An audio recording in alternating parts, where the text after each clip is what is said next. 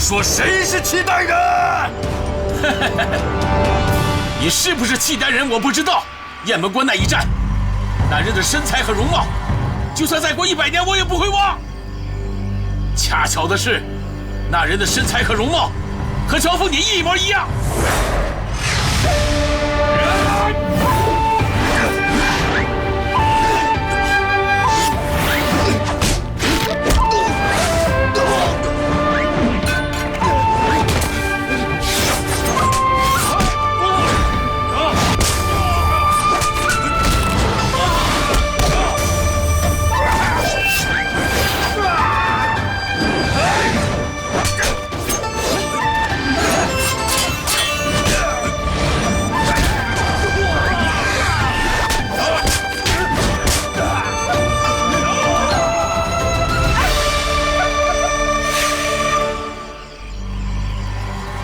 便是那日少了的那具尸首，因为惧怕辽人汉子，我醒转之后便偷偷的溜走。我赵钱孙行尸走肉，这世上除了小娟一人，我再无牵挂。你做不做丐帮帮主关我什么事啊？我为什么要陷害你？我只承认我曾经杀害过你的父母，对我有什么好处？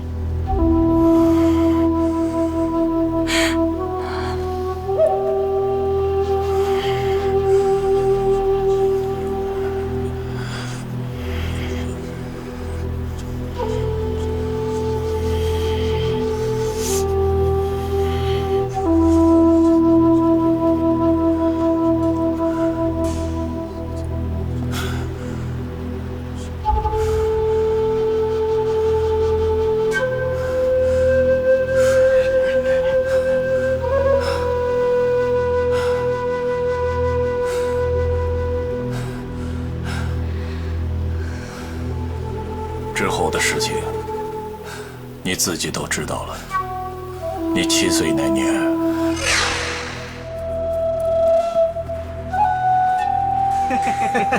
再过来，休怪我手下无情。叫我一声大哥，以后跟着我们，吃香的，喝辣的。住口！乔峰即便是摔死，也不跟你们一起做坏事。你要真的跳一个，我才信呢。你们便看好吧。你跳啊！20年后，又是一条好汉。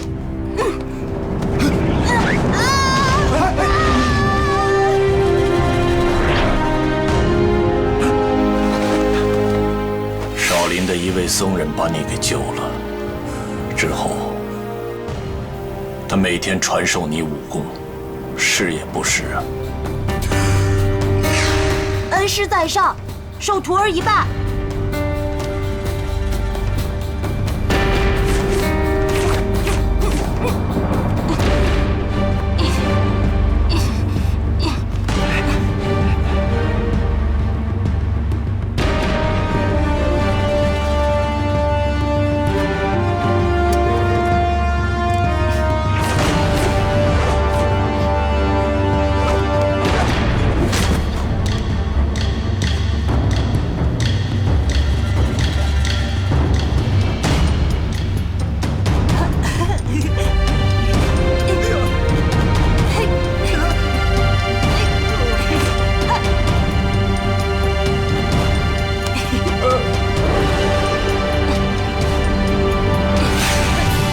如何得知？其实，那位少林僧人是受了带头大哥的重托，让他把你抚养长大，使你不至于走入歧途。为此，我们3个人有过争执。我主张让你平平稳稳地过农家的日子，可是带头大哥说，我们已经伤害了你的父母，一定要把你培养成为英雄。雁门关外石壁上的遗文，至今未泯，将来你自己去看吧。你到了16岁的时候，汪帮主正式收你为徒。你叫乔峰？是。为何习武？行侠仗义。如何作为？侠之大者，为国为民。玄苦大师果然独具慧眼。好，今天你就成为我丐帮的弟子。是我汪建通的徒弟。之后许多机缘巧合，你天资卓越，奋力上进，固然是非常人之所能及。但倘若不是带头大哥和汪帮主处处提携，也并非那么容易吧？若大师所言不假，那汪帮主并非是我的救命恩人，而是我的杀父仇人。当初暗中助我的英雄，也并非有心要助我，是内疚于心，设法赎罪而已。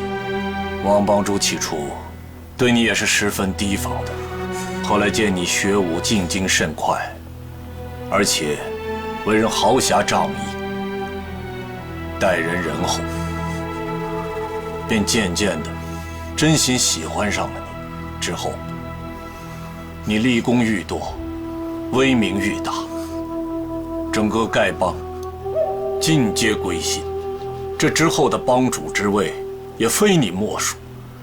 可是汪帮主依然拿不定主意，他给你出了3道难题，你都一一解决了，又令你立下7大功，最后临终之时才授予你打狗棒，正式立你为丐帮帮主。丐帮数百年来，从来没有第2位的帮主之位如你这般来的艰难呢。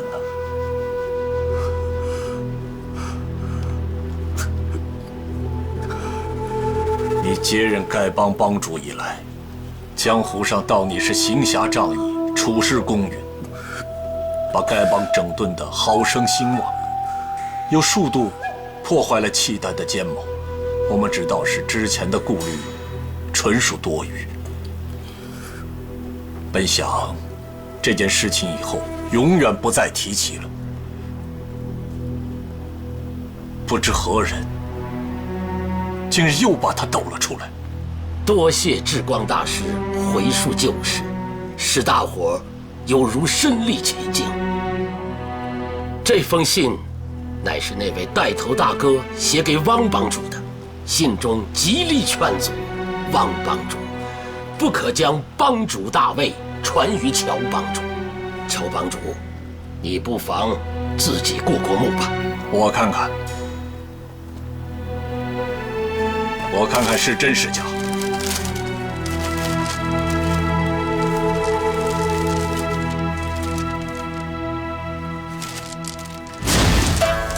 你干什么？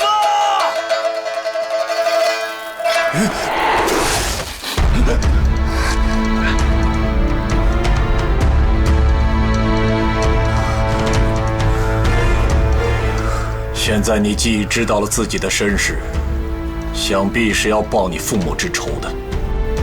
现如今，汪帮主已然逝世，而带头大哥的名字，老衲又不愿意告诉你。老衲曾经参与伏击令尊令堂，一切罪孽，老衲愿只身承担。你要杀要剐，动手便是。众位兄弟，到底写这封信的人是谁？我此刻不便言明。徐某在丐帮70余年，近30年来退隐山林，与人无争，不结怨仇。我在世上已为日无多，既无子孙，又无徒弟，自问绝无半分私心。我说几句话，众位信是不信？既然这么说啊，徐总有什么不信？我看了此信之后，心下疑惑难明。此事官涉太大，唯恐有甚差错，当即将信交给单兄过目。单兄与写信之人向来交好，认得他的笔迹。我要单兄验明此信的真伪。徐长老说的完全没错，我与此人有多年的深交，此人的多封笔记也珍藏在舍下。当下我就与徐长老还有马夫人来到舍下，拿出旧信，亲自验别真伪，就连信笺和信封都一模一样。我认为这信是真的。老朽得知，太行山谭氏伉俪与写信之人颇有渊源，于是上冲霄洞向谭氏夫妇求教。谭公谭婆将这中间的原委曲折一一向在下说明。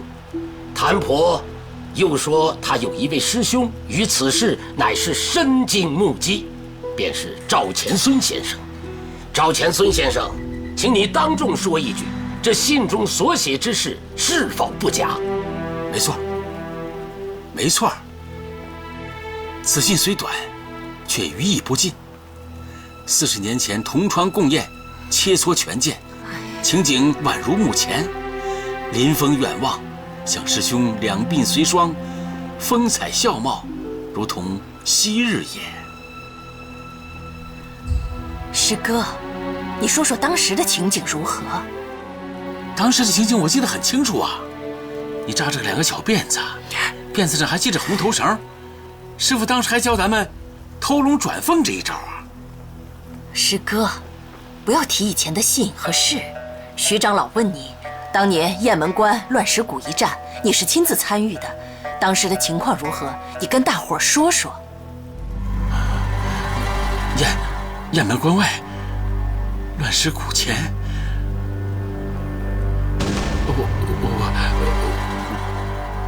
我先走一步。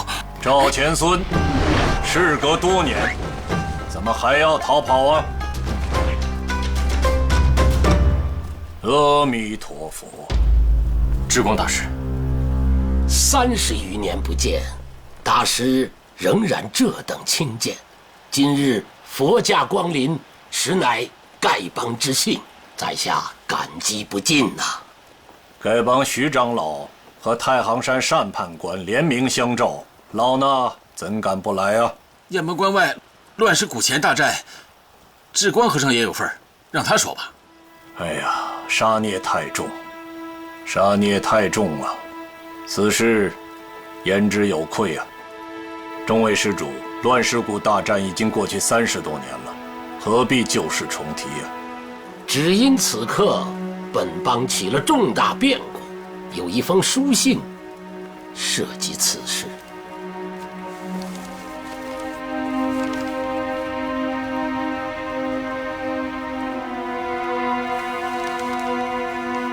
冤家宜解不宜结，不提也罢。以老衲之见，将此信销毁，泯灭了痕迹，也就罢了。本帮副帮主惨死，若不追究，马副帮主固然沉冤不雪，本帮还有土崩瓦解之危呀！还请智光大师原本道来，也好让大家有个判断。也罢，当年老衲做错了事，也不必隐瞒，照实说来便是。智光大师，我们也算是为国为民呐，怎么能说是做错了事呢？错便是错了，何必自欺欺人呢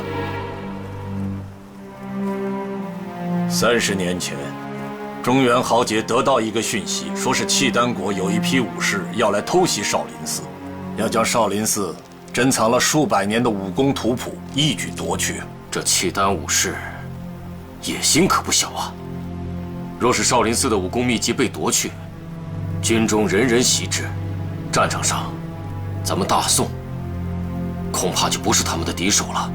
正是如此啊！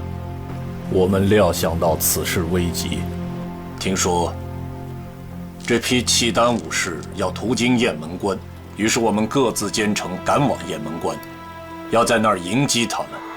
即使不能尽数将他们歼灭，也至少使他们的奸谋难以得逞啊！乔帮主，倘若你得到此项讯息，便如何呀？自当率领本帮众弟兄，星夜拦阻。依乔帮主看来，我们那次伏击辽人之举是不错的了。列位前辈英风侠烈，乔某敬仰，恨不能早生30年，共赴一举，绝不会含糊。乔帮主所言极是啊，和我们当时所想的是一模一样啊。当时我们分成数起，我和这位仁兄是第一批的，我们一共21个人，我们这中间都是当时一流的高手啊。老衲当时并未出家，混迹于群雄之间，实在是万分的不配啊。只是报国杀敌，有一份力，出一份力罢了。那后来呢？诸位前辈追上没有啊？赶上了，我们星夜兼程，终于赶到了雁门关外。此事关系到宋国的存亡，上千万百姓的生死啊！可我们又没有完全制胜的把握，唯一的变异是，敌人在明处，而我们在暗处。如此情形，以乔帮主之见，该如何是好啊？敌明我暗，兵不厌诈，这时候就不许讲什么江湖道义、武林规矩了。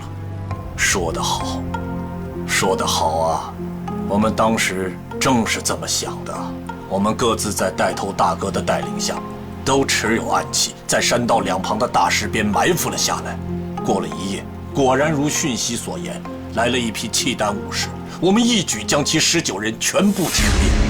欣喜之余，我们也疑惑，这契丹人怎么个个如此不堪一击呢？难道是讯息有假，或者是契丹人有意设的诱人之计，诱我们上当？我们正在想，是不是要继续埋伏下去？没想到，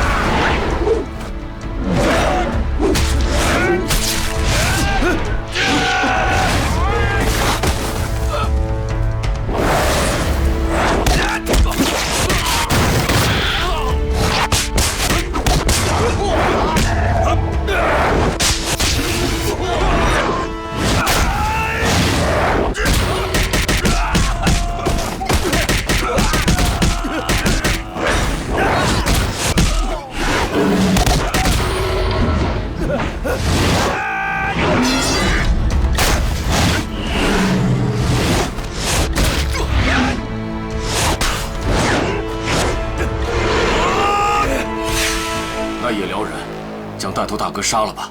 事后发生的一切，更是难以预料，匪夷所思啊！他擒住了我们的带头大哥和汪帮主，将其余人等杀得一干二净，按理应该是愤而精进的，可没想到，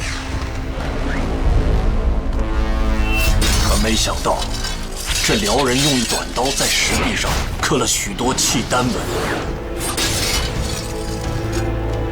他居然跳崖自尽了，更没想到的是，他还抛上了一个孩子。哎，那孩子不是死了吗？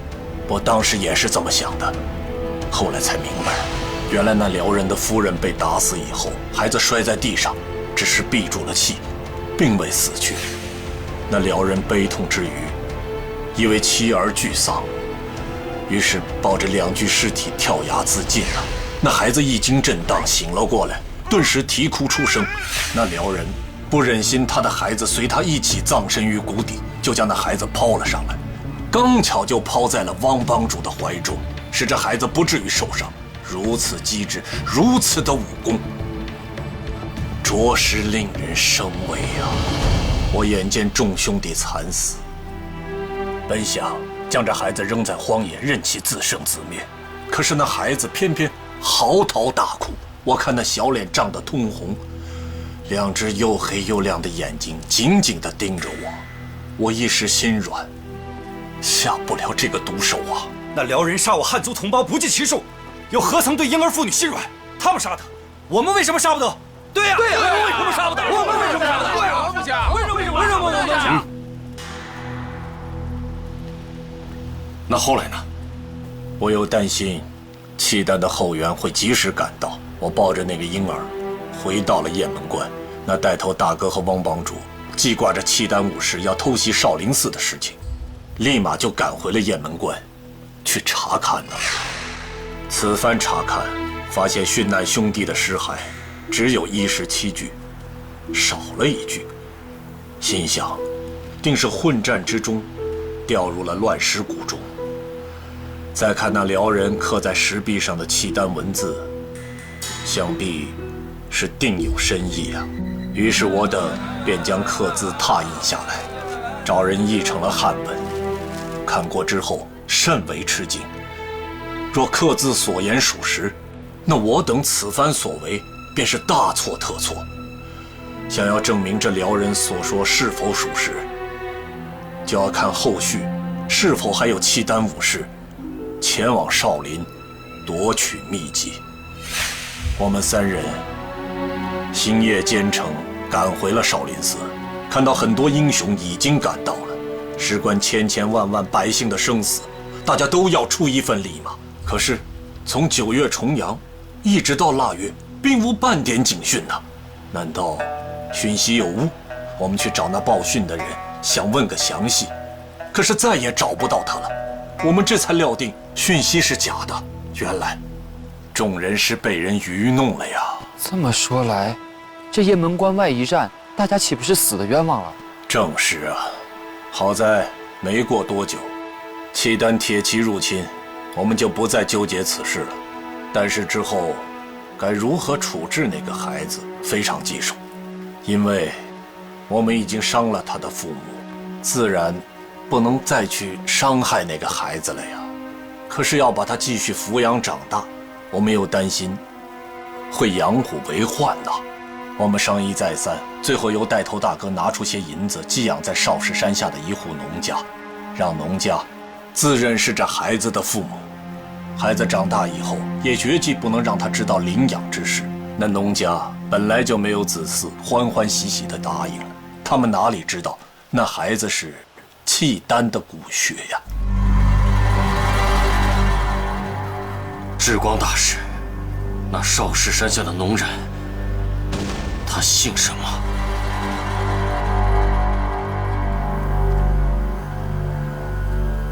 那农人叫乔三槐。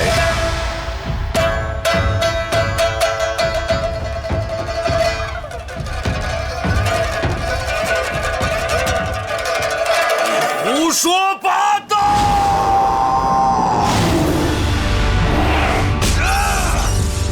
撤落，帮主！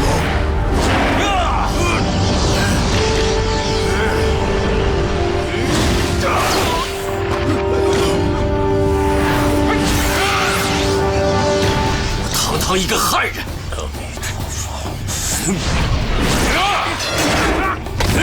阿弥陀佛！乃少室山下乔峰。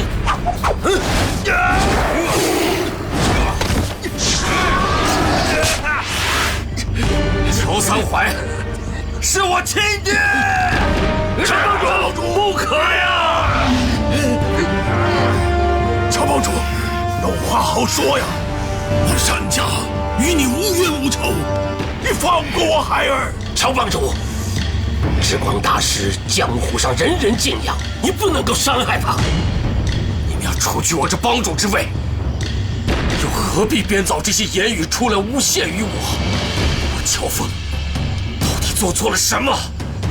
你们要如此逼我？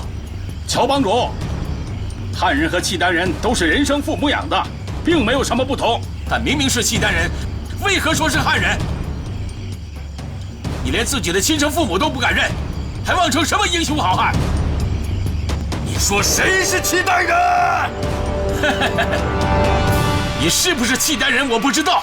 雁门关那一战，那人的身材和容貌，就算再过100年，我也不会忘。恰巧的是，那人的身材和容貌，和乔峰你一模一样。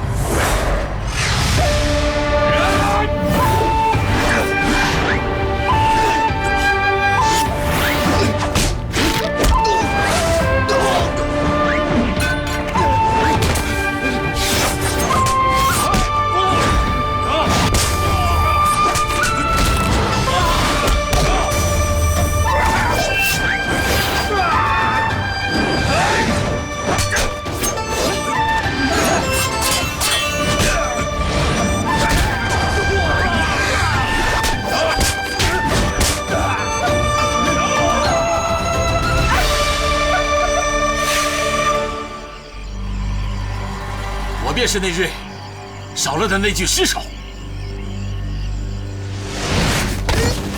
因为惧怕辽人汉子，我醒转之后便偷偷的溜走。我赵钱孙行尸走肉，这世上除了小娟一人，我再无牵挂。你做不做丐帮帮主关我什么事啊？我为什么要陷害你？我只承认我曾经杀害过你的父母，对我有什么好处？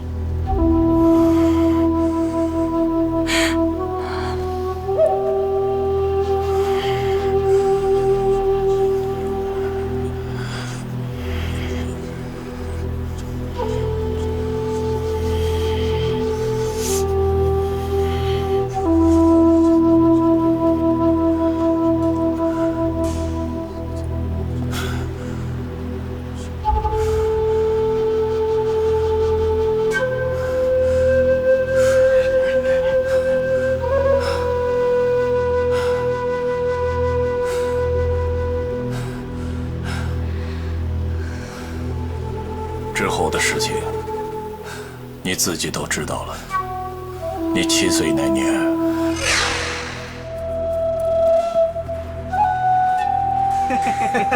再过来，休怪我手下无情。叫我一声大哥，以后跟着我们，吃香的，喝辣的。住口！乔峰即便是摔死，也不跟你们一起做坏事。你要真的跳一个，我才信呢。你们别看好吧。你跳啊！20年后，又是一条好汉。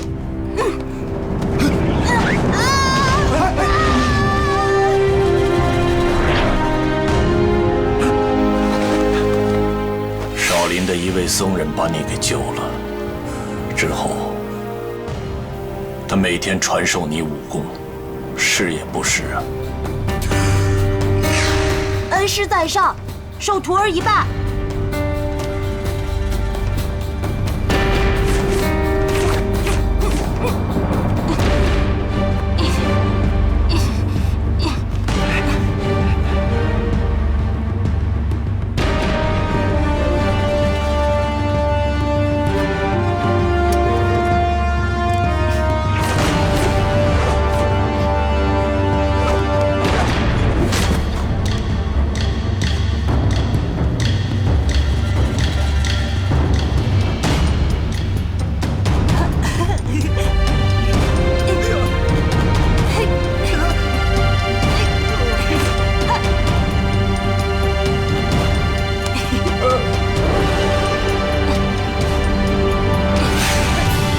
如何得知？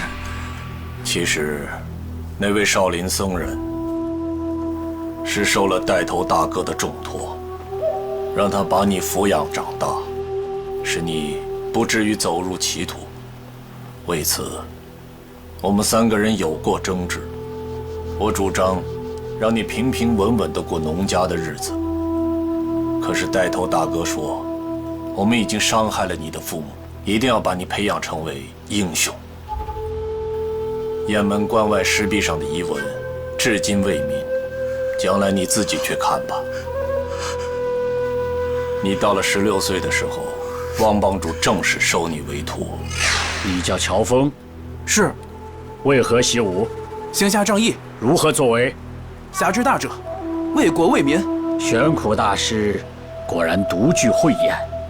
好，今天你就成为我丐帮的弟子，是我汪剑通的徒弟。之后，许多机缘巧合，你天资卓越，奋力上进，固然是非常人之所能及。但倘若不是带头大哥和汪帮主处处提携，也并非那么容易吧？若大师所言不假，那汪帮主并非是我的救命恩人，而是我的杀父仇人。当初暗中助我的英雄，也并非有心要助我，是内疚于心，设法赎罪而已。汪帮主起初对你也是十分提防的，后来见你学武进京甚快，而且为人豪侠仗义，待人仁厚，便渐渐的真心喜欢上了你。之后，你立功愈多，威名愈大，整个丐帮尽皆归心。这之后的帮主之位，也非你莫属。可是，汪帮主依然拿不定主意。他给你出了3道难题，你都一一解决了，又令你立下7大功，最后临终之时才授予你打狗棒，正式立你为丐帮帮主。丐帮数百年来，从来没有第2位的帮主之位如你这般来的艰难呢。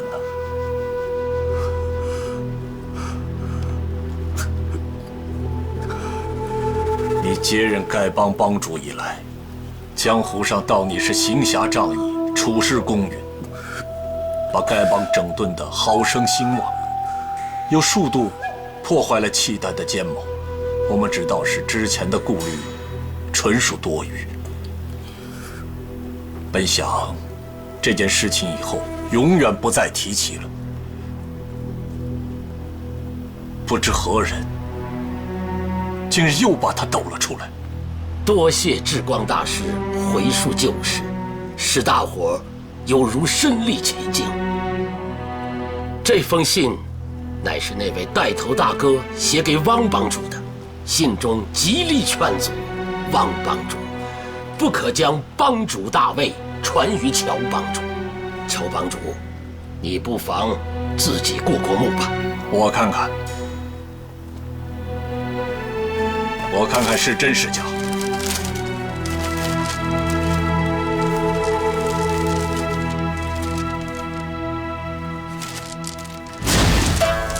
你干什么？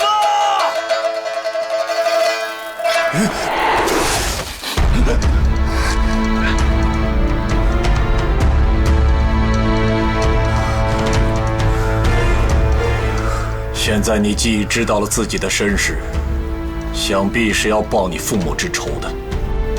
现如今，汪帮主已然逝世，而带头大哥的名字，老衲又不愿意告诉你。老衲曾经参与伏击令尊令堂，一切罪孽，老衲愿只身承担。你要杀要剐，动手便是。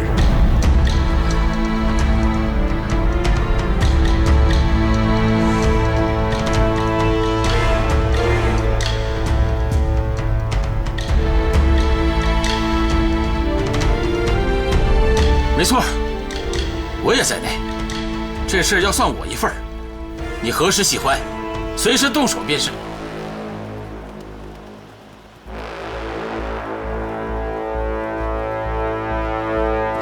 乔帮主，凡事三思而行，可不能乱来为好啊！要是挑起胡汉之争，中原武林人人可都会与你为敌。哼，挑起胡汉之争，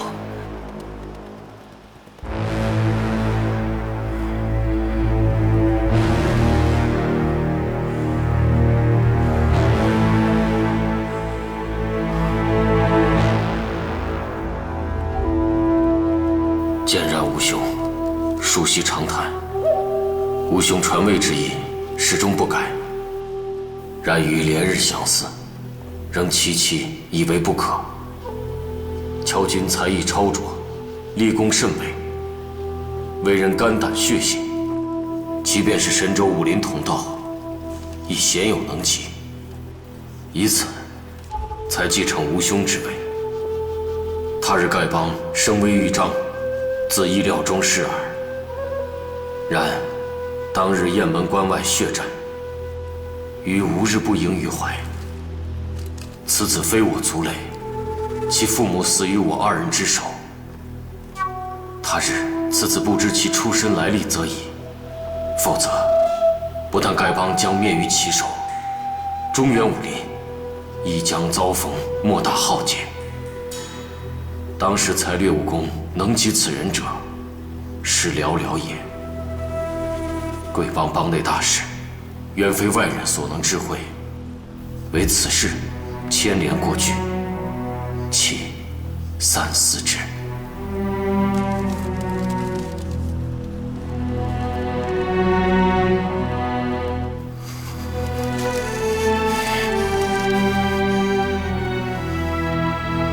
这是汪帮主的手书，你自当认得出他的笔迹。自与丐帮马副帮主、传功长老、执法长老、祭珠长老，乔峰若有亲辽叛汉，助契丹而压大宋之举，全帮即兴合力击杀，不得有误。下毒行刺，均无不可。下手者有功无罪。这确实是我师父汪建通亲笔。乔帮主休怪我们无礼呀！汪帮主的这通手谕，原本只有马副帮主一人知晓。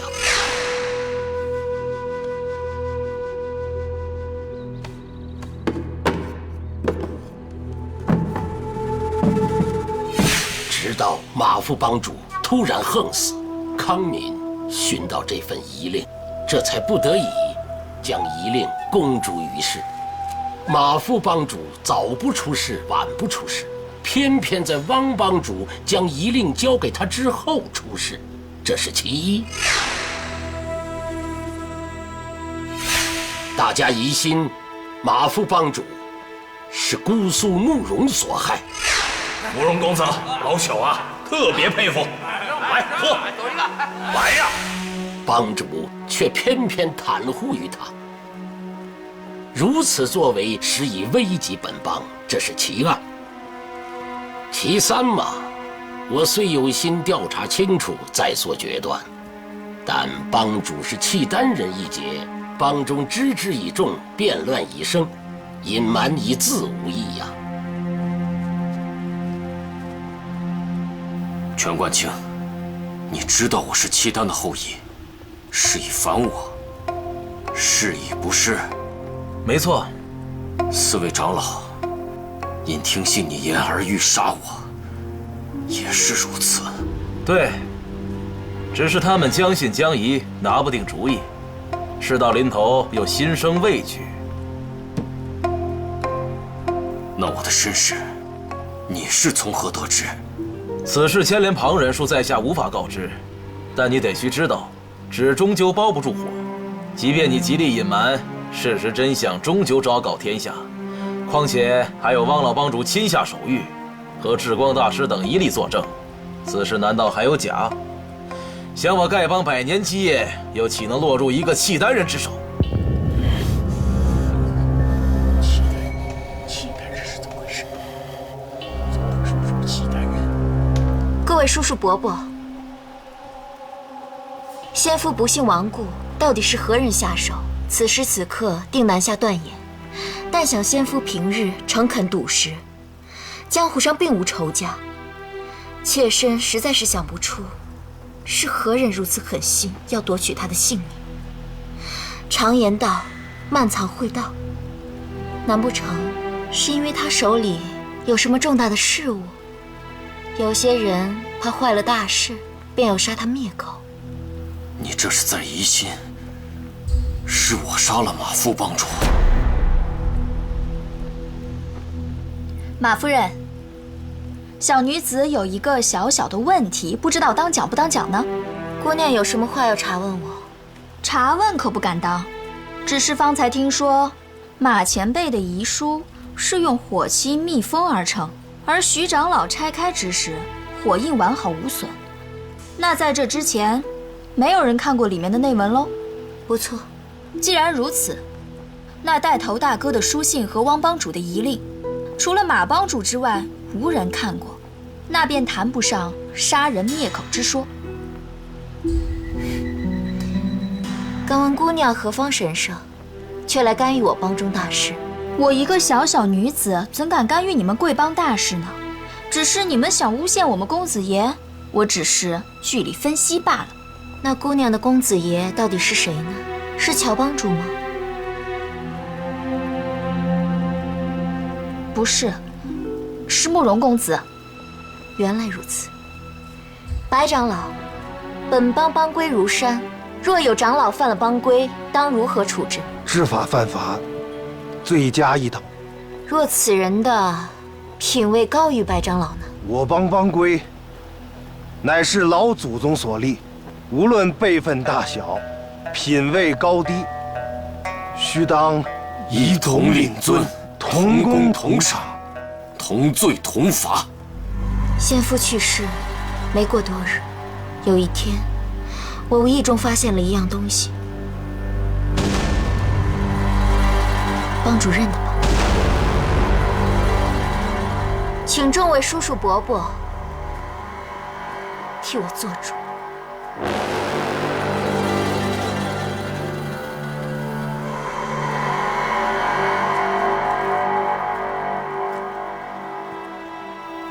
朔雪飘飘开雁门，平沙立乱卷蓬根。功名齿迹亲生疏，执掌楼兰报国恩。这把扇子为师给你，非我族类，其心必异呀！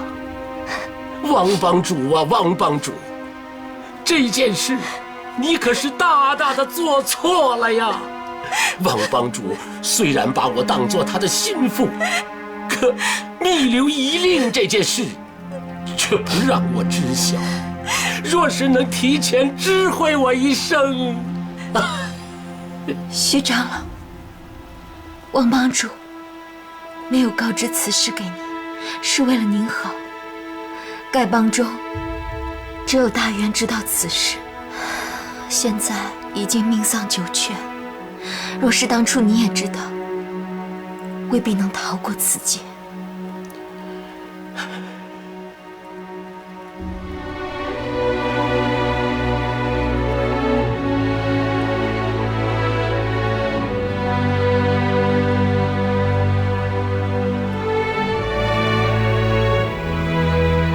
我乔某的身世来历，自己也未能确知。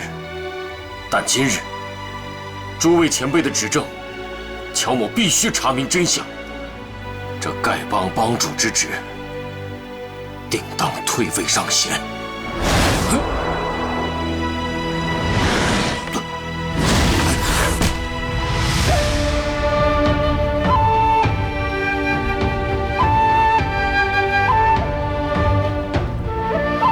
此棒承汪帮主相授。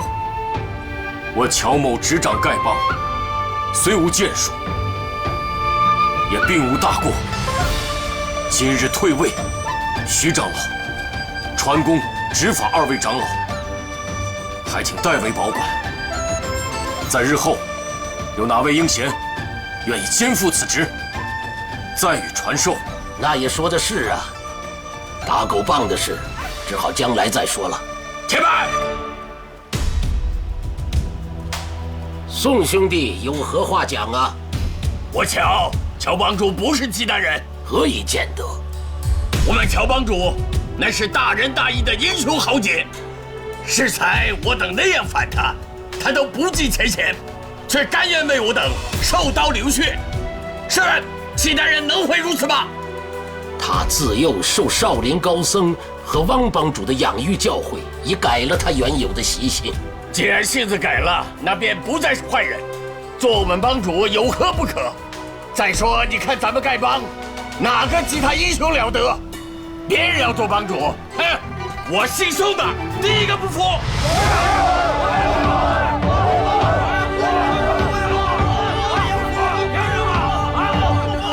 陷害乔帮主，咱们不能轻信人言。几十年前的旧事，就凭你们几个人在这里胡说八道，谁知道是真是假？帮主大位，岂能如此轻易说换就换？我一心一意跟随乔帮主，就算换了帮主，便杀了我的头，我也不服。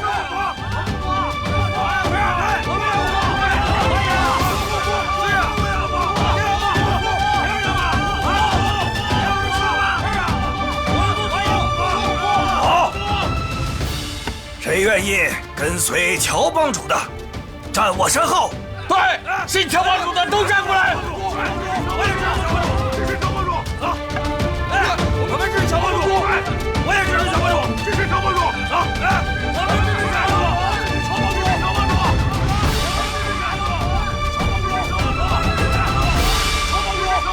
我们支持乔帮主。众位兄弟，乔帮主才略过人，英雄了得，谁不佩服？只是咱们作为大宋子民，又岂能听一个契丹人的号令？乔峰越是厉害，你们就越危险。我看你的模样，倒9分像是契丹人。对，你就是坚定小人。大家都是尽忠报国的好汉，难道甘心做背叛大宋的走狗吗？你说谁是走狗？你才是走狗！谁是走狗？我们不是走狗，我是走狗，你才是走狗的，就你才是走狗。凭什么说我是走狗？对呀，凭什么说我是走狗？凭什么说我是走狗？就你是走狗，我是走狗。对呀，你就是走狗，你不是走狗，你不是走狗。凭什么说我是走狗？你才是走狗的，就是你是走狗。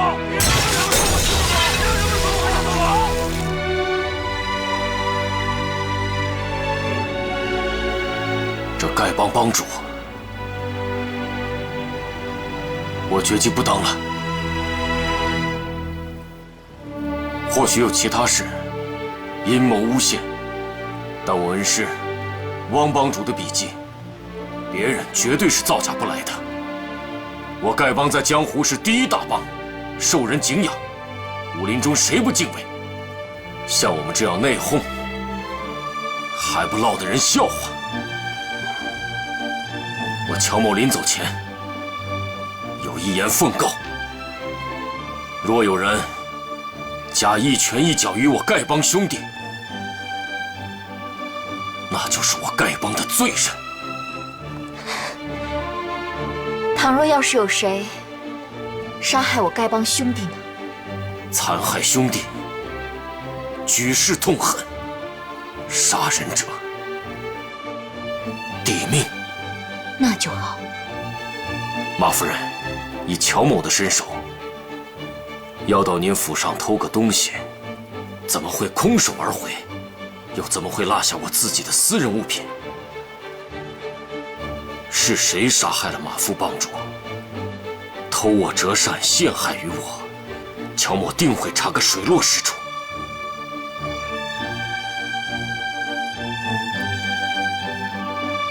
众兄弟，乔某是汉人也好，是契丹人也好，有生之年绝不残害一条汉人的性命。若有违此事，有如此时。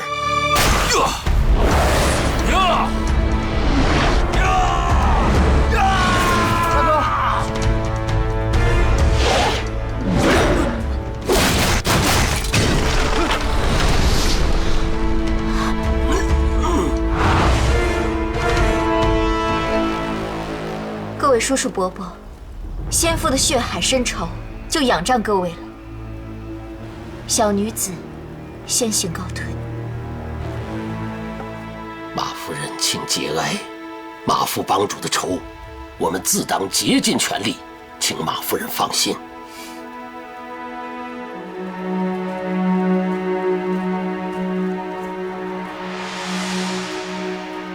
徐长老，各位施主，老衲告辞了。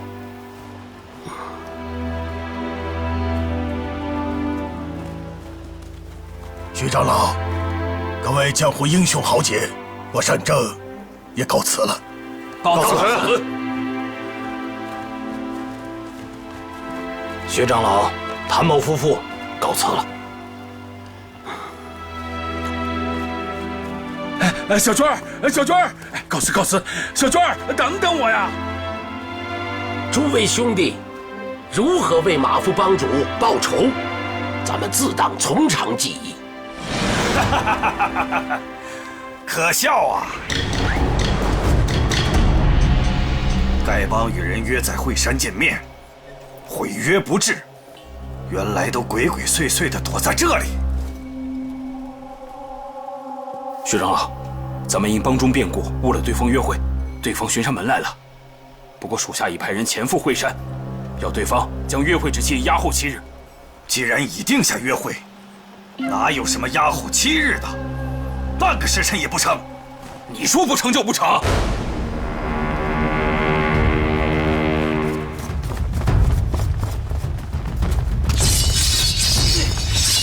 别动！别动！别动！别动！别动！后退！别动！别动！这什么人？为了什么事啊？应该是西夏的一品堂。西夏国整军精武，还不是打我大宋江山的主意啊？是啊，听说这个执掌一品堂的是个王爷，官方征东大将军，叫什么赫连铁树。西夏国东征大将军赫连铁树驾到。他知道咱们丐帮是中土武林的一大支柱，意图毁灭，先树为霸，所以前几日就跟乔帮主定下了约会。他们打的是如意算盘呢，先一举毁我丐帮，再把中原各大门派打个七零八落，然后引兵犯界，长驱直进，或以此为要挟，让朝廷答应他们更多的条件。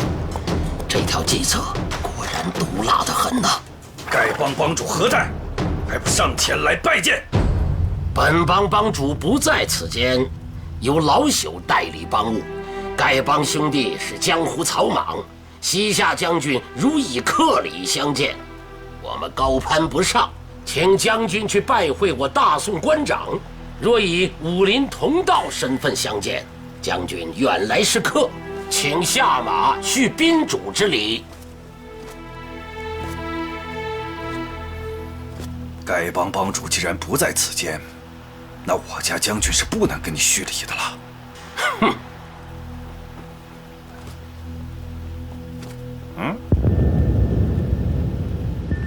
这根棍儿不错，拿回来做个扫帚饼，倒也合适。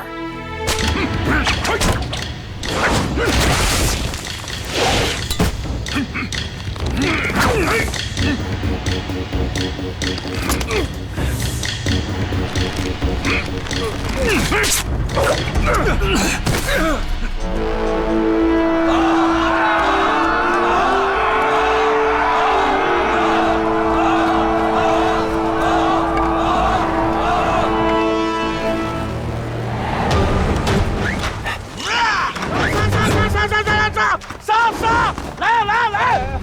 不到时候。干什么？还杀不杀了？来，谁先让我来杀一下？哎，好徒儿，你怎么也来了？见着师傅还不乖乖下跪磕头吗？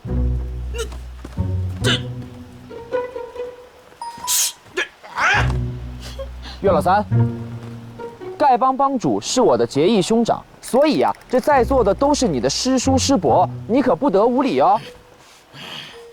三位姑娘，这便是我的好徒儿南海恶神岳老三。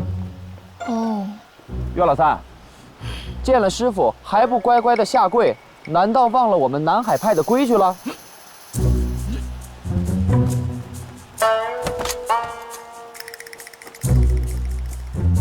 徒儿叩见师傅。很好，很好。啊！好了，不杀了，你们两个杀吧！去呀！有病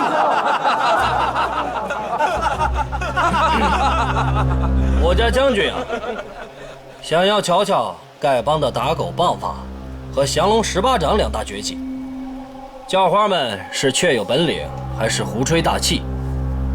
赶快出来见个真章吧！四大恶人也算是江湖上成名的人物，怎么也被西夏收买当人的走狗啊？三恶都在，怎么不见恶贯满盈段延庆呢？我们和一品堂的关系为什么要告诉你呀？乔峰不在，对付你们几个臭叫花子，哪用得着老大出面？有我们2个就够了。我来跟他较量一下。本帮绝技因人而出，对付你这种小卒，哪用得着打狗棍法？看招！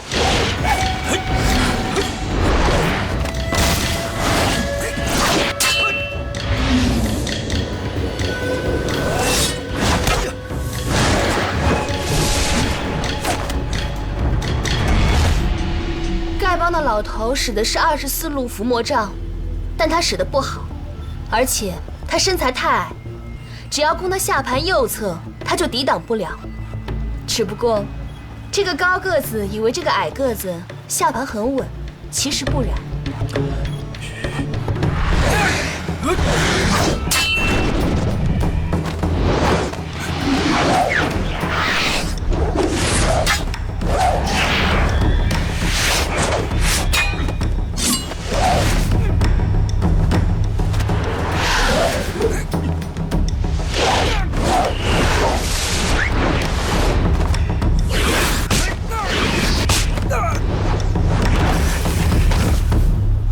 段公子，丐帮众人把你义兄赶走，又冤枉我表哥，我讨厌他们。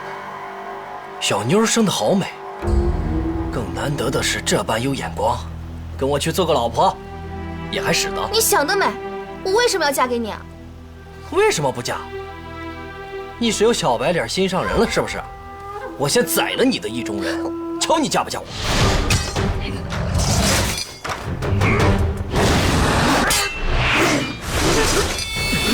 吴长老这6合刀法八卦深刻，虽然厉害，但这个高个子又会使鹤蛇八打，这6合刀法可以应手而破。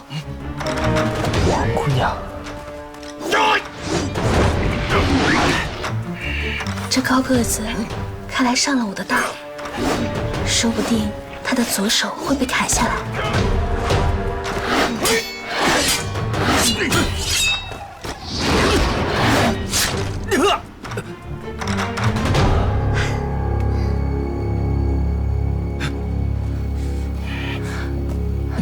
你怎么样？多谢姑娘。吴长老，很精妙的奇门3才刀。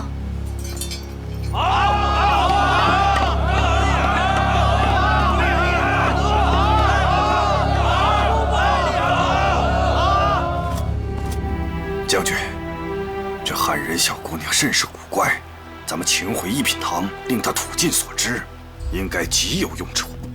甚好，你去请了她来。是。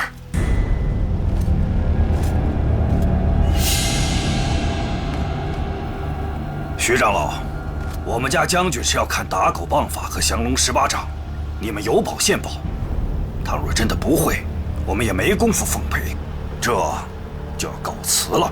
贵国一品堂的高手，胡吹什么武功1品，原只是一些平平无奇之辈。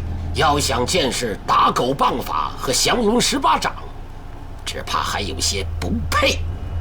对，不配，你不配，不配，你们都配了。那要怎得才算配呢？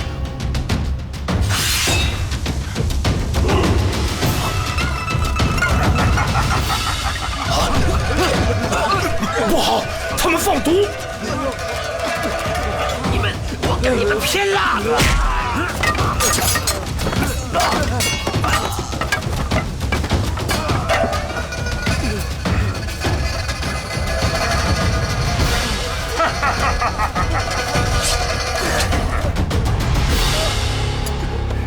你们把他们几个乞丐都给我带走！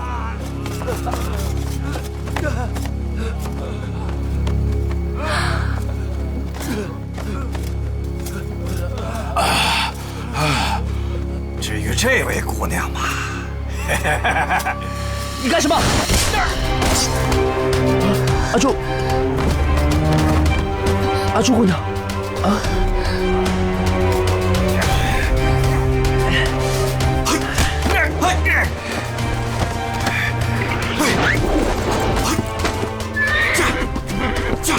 快给我追！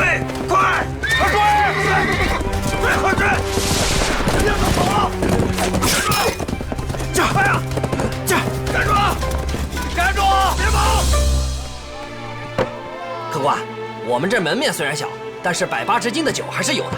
您先喝着，不够了我再给您拿。